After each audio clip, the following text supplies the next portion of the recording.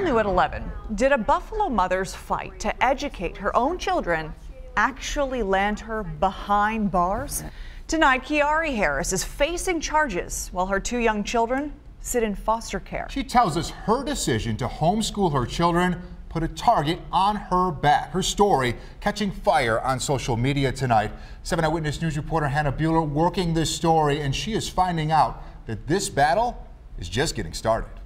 I felt like the system was failing my children, and that's when I made the decision to homeschool. Single mother Kiari Harris was fed up. She says her two elementary school-aged children weren't excelling at their failing Buffalo public schools. So she filed these documents at Buffalo City Hall, informing the district of her intent to homeschool her children.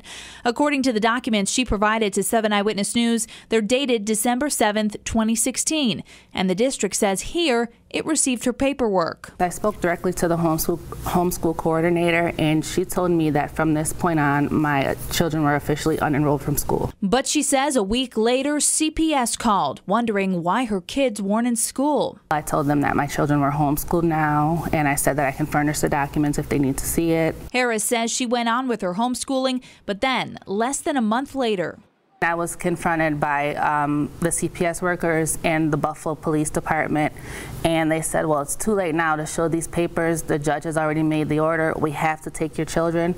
But they never did show me the order. And so since they didn't show me the order, I said, well, I'm not just going to give you my children. And from that point, they arrested me and said that I was obstructing the court order. Harris says she hasn't seen her two children in 3 weeks.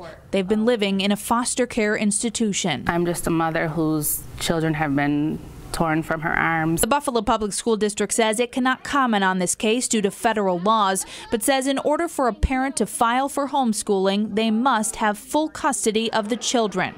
Harris says she's a single parent and always has had full custody until her kids were taken away. All of the documents were signed properly. A member of the District Parent Coordinating Council says someone dropped the ball.